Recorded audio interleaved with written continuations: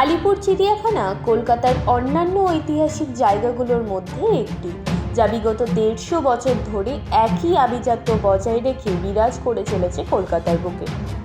এই আলিপুর চিড়িয়াখানার ইতিহাস সম্পর্কে এমন অনেক কিছু তথ্য আছে যা অনেকেরই অজানা। 150 বছর আগে রানী ভিক্টোরিয়ার ছেলে এলবার্ট এডওয়ার্ড উদ্যোগ নিয়ে তৈরি করেছিলেন এই আলিপুর চিড়িয়াখানা।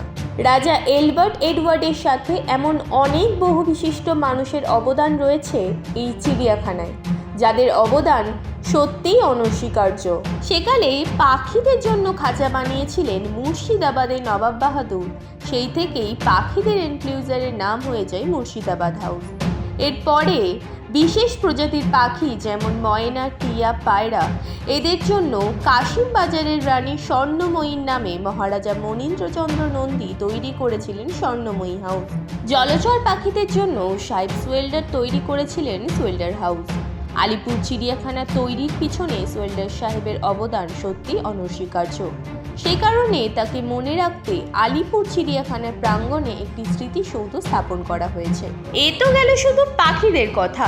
চিড়িয়াখানার অন্যান্য প্রজাতির প্রাণী যেমন বাঘ, সিংহ, তাদের এখানে রাখার পিছনে বিশেষ ভূমিকা পালন করেছে এমন বহু বিশিষ্ট মানুষ। সিংহদের জন্য একটা খোলা এনক্লোজার বানাতে সেকালের বর্ধমানের রাজা 35,000 টাকা দিয়েছিলেন। সেই থেকেই সেই এনক্লোজারের নাম বর্ধমান হাউস। ঠিক তেমনই ময়মনসিংহের রাজা সূর্যকান্ত আচার্য চৌধুরী বাঘেদের জন্যও একটা এনক্লোজার বানিয়ে দিয়েছিলেন। সেই থেকেই তার নাম ময়মোহন সিংহ এনক্লোজার। চিড়িয়াখানায় দুটো জিরাফ দিয়েছিলেন সেকালে জুয়েস ব্যবসায়ী ডেভিড এজরা। সেই থেকেই সেই এনক্লোজারের নাম হয়ে যায় এজরা হাউস। চোরবাজারের মার্বেল প্যালেসের রাজা রাজেন্দ্রনাথ মল্লিক আলিপুর চিড়িয়াখানা ভোঁদরের জন্য তৈরি করেছিলেন মল্লিক হাউস। এককালে এই চিড়িয়াখানার প্রেসিডেন্ট ছিলেন সিটি বাকল্যান্ড সাহেব। তার নামেই জলহস্তি এনক্লোজারের নামকরণ করা হয়। এছাড়াও বাদরের জন্য করা হয় গুবে হাউস। আলিপুর চিড়িয়াখানায় শুধুমাত্র পশু পাখি নয়, তার সাথে রয়েছে একটি লাইব্রেরিও। পাথরিয়া ঘাটার ঠাকুর পরিবারের সদস্য মহারাজা বাহাদুর স্যার যতীন্দ্রমোহন ঠাকুর ছিলেন চিড়িয়াখানার অন্যতম পৃষ্ঠপোষক। তার নামে এই লাইব্রেরির নামকরণ করা হয় যতীন্দ্রমোহন ঠাকুর লাইব্রেরি। এ তো গেল শুধুই পুরনো দিনের কথা। বর্তমান সময়ে দাঁড়িয়ে আলিপুর চিড়িয়াখানায় কি কি নতুন উন্নয়ন ঘটেছে চলুন দেখে নেওয়া যাক।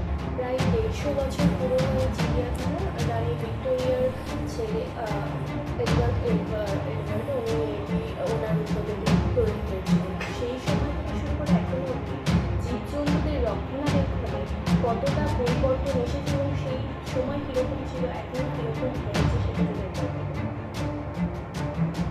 হ্যাঁ, এটা 1875 সাল থেকে এই চিড়িয়াখানা গড়ে উঠতে শুরু করে, আর আজকে 150 বছর পরে 2024 সালে চিড়িয়াখানার মধ্যে আমাদের অনেক নতুন নতুন যেমন এনক্লোজার তৈরি হয়েছে। পুরনো যে এনক্লোজারগুলো রয়েছে সেইগুলোকে আমরা একই রকমভাবে ধরে রেখেছি, কারণ এই পুরো চিড়িয়াখানার যে অংশটা, এই বাগান এবং এখানকার এনক্লোজারগুলো, এইগুলো আমাদের গ্রেড 1 হেরিটেজ সাইট বলে ডিক্লেয়ার করা আছে।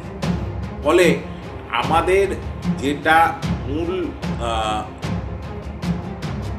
দায়িত্ব হিসাবে আমরা যেটা করি সেটা হচ্ছে যে এই এনক্লোজারগুলোকে তার কিছুটা মডিফাই করে, কারণ আমরা তাকে পুরো জিনিসটাকে তো নষ্ট করতে পারি না, যেহেতু গ্রেড 1 হেরিটেজ এটা এরিয়া, তো ফলে অনেক রকম সমস্যা আমাদের আছে, কিন্তু সেটাকে যতদূর সম্ভব অ্যানিমাল ফ্রেন্ডলি করে গড়ে তোলার জন্য আমরা ব্যবস্থা করেছি এবং করছি। বর্তমান সময় দাঁড়িয়ে কোন কোন নতুন প্রজাতির প্রাণী আনা হয়েছে এবং তারা কত বছর আমাদের এখানে নতুন প্রাণী বলতে এই মুহূর্তে যত অ্যানিমাল আছে, ইন্টারেস্টিংলি আমাদের রেকর্ড বলছে 150 বছরের মধ্যে কোনো না কোনো সময় তারা কিন্তু এখানে ছিল। এটাই এই চিড়িয়াখানার বৈশিষ্ট্য যে একদম শুরুর দিন থেকে সমস্ত রেয়ার অ্যানিমালস এবং সারা পৃথিবীতে যেখানে যেরকম রেয়ার অ্যানিমাল পাওয়া যায় চিরকাল সেই ধরনের অ্যানিমালকে এক্সিবিশনের জন্য এখানে নিয়ে আসা হয়েছে। যেমন আমাদের কাছে জেব্রা সেই 1877 সাল থেকেই আছে, জিরাফ আছে, জিরাফও শুরুর থেকে আছে। এই মুহূর্তে আমাদের কাছে মালায়ান টাপির আছে, যেটা অন্য কোথাও নেই। সেটাও চিড়িয়াখানাতে একদম প্রথমে ছিল ব্রাজিলিয়ান টাপির, তারপর মালায়ান টাপির, তারপর আবার এইভাবে এগুলো রয়েছে। হ্যাঁ, আমরা যেটা একদম নতুন বলা যেতে পারে আমরা পেয়েছি সেটা হচ্ছে ইয়োলো অ্যানাকন্ডা। অ্যানাকন্ডা সাপ এখানে আগে ছিল না। ইয়োলো অ্যানাকন্ডা আমাদের কাছে রয়েছে এই মুহূর্তে। আমাদের আগামী দিনে আনার পরিকল্পনা রয়েছে গ্রিন অ্যানাকন্ডা।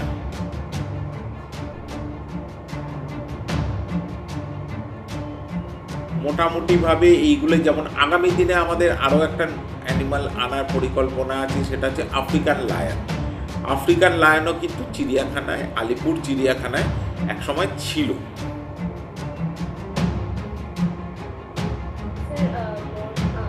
আমি যদি বলি এই পুরোনো সময় অর্থাৎ 3-4 বছর আগে যেরকম সংখ্যা আমরা দেখি প্রত্যেক বছর চিড়িয়াখানায়, এখন তো সবে শীতের শুরু, গত বছর কিরকম সংখ্যা ছিল?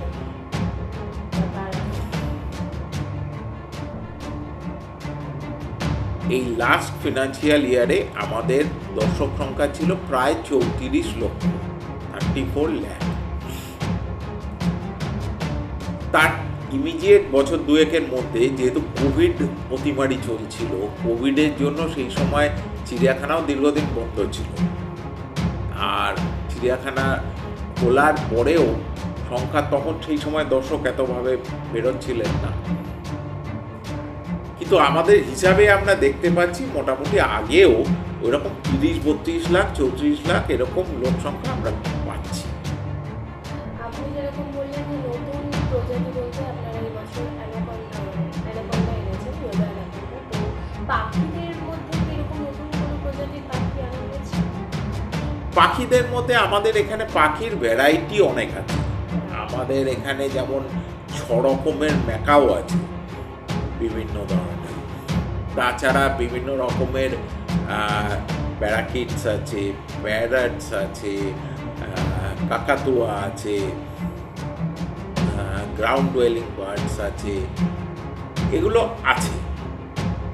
এই ইন্টারভিউ শুরুর আগে আপনি বলছিলেন বিভিন্ন প্রাণী কত ছিল এবং তারা কীভাবে ছিল, সেরকম কিছু তথ্য যদি একবার আপনি বলতে পারেন।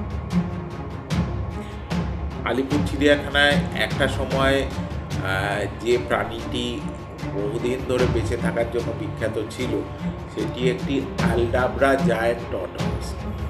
এটা প্রায় 300 বছর বেঁচে ছিল এবং চিড়িয়াখানা শুরুর আগে থেকেই সে এই অঞ্চলে ছিল।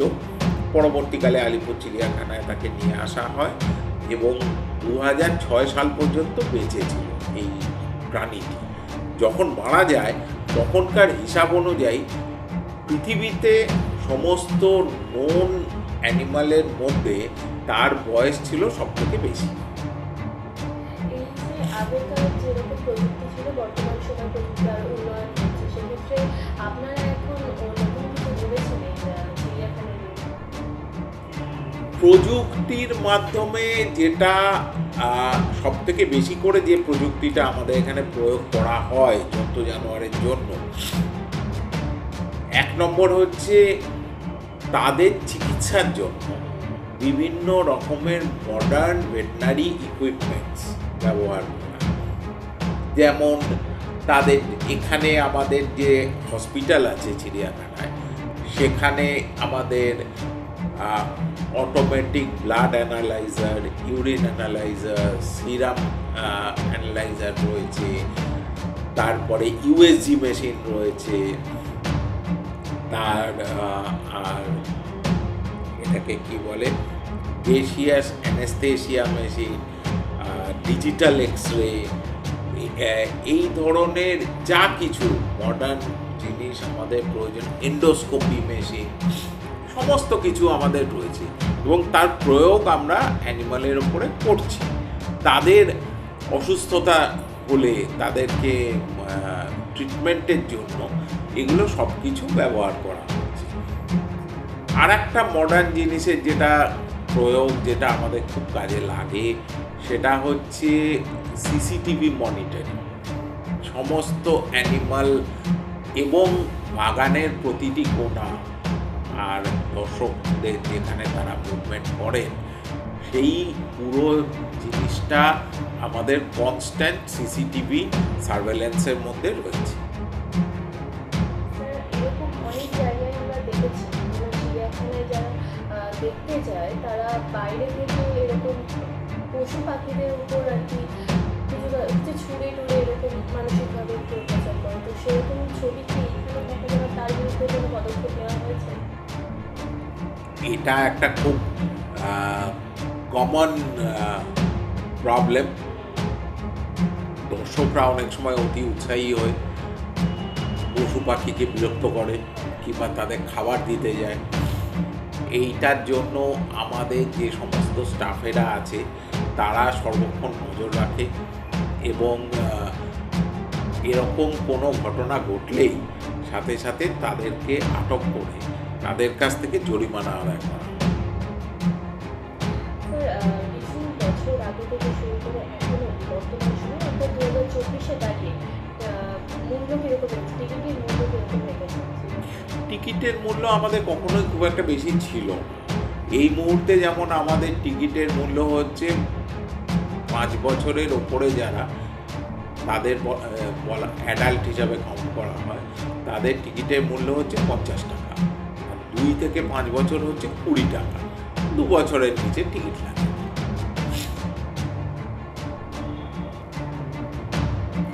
আমরা একটা নতুন ধরনের এনক্লোজার তৈরি করেছি যেখানে যেটা সাইজে বিরাট এবং তার মধ্যে বিভিন্ন প্রজাতির পাখি ছাড়া আছে। সেই এনক্লোজারের ভেতর দিয়ে আমরা একটা চলার রাস্তা করেছি, যাকে আমরা বলছি ওয়াক ইন এভিয়ারি। মানুষ মানে দর্শকরা একটা দরজা দিয়ে ঢুকতে পারবেন এবং আর একটা দিক থেকে তারা বেরোবেন। এই ওয়াকওয়েটা প্রায় 60 মিটার, 60-65 মিটার মতো। তার চারপাশে পাখিরা উড়ে বেড়াবে, শুধু পাখিদের জন্য। এইটা আগামী সপ্তাহে এর উদ্বোধন হবে। আগামী 25 তারিখে এই এনক্লোজারটা দর্শকদের জন্য খুলে দেওয়া হবে। 1-2 साल पहले आया था, तो किसी वजह मैं देख के गया था चिड़ियाघर के अंदर, तो साफ़ सफाई ज़्यादा थी अब से पहले। अभी तो बहुत कम साफ़ सफाई है और पिछली बार भीड़ भी बहुत ज़्यादा थी इसके अंदर। अब की बार भीड़ भी देखने को मिल रही है।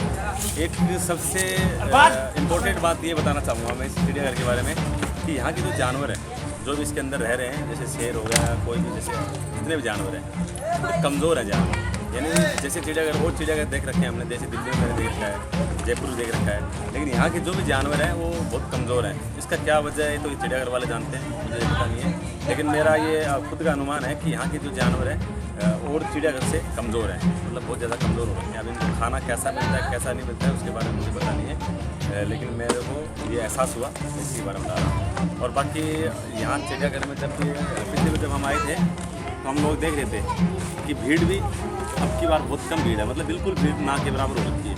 पिछली बार बहुत सारे लोग थे, बहुत भीड़ हो रखी थी। यानी जगह देखने के लिए हम लोग जैसे किसी भी जानवर को जब से देख रहे हैं तो उसके लिए हमें नंबर लगाना पड़ रहा था। जैसे जैसे वो जा रहे हैं उसके बाद हमारा नंबर आ रहा था। अब की बार तो एकदम खाली है। हम देख पिछली बार हम आए थे, गर्मी का सा मौसम था, मई जून की बात है, मई जून में आए थे, तब हम देखे थे तो उस टाइम बहुत भीड़ थी। अब की बार थोड़ा भीड़ कम नजर आ रही है। Big news. সবার আগে সবার সাথে।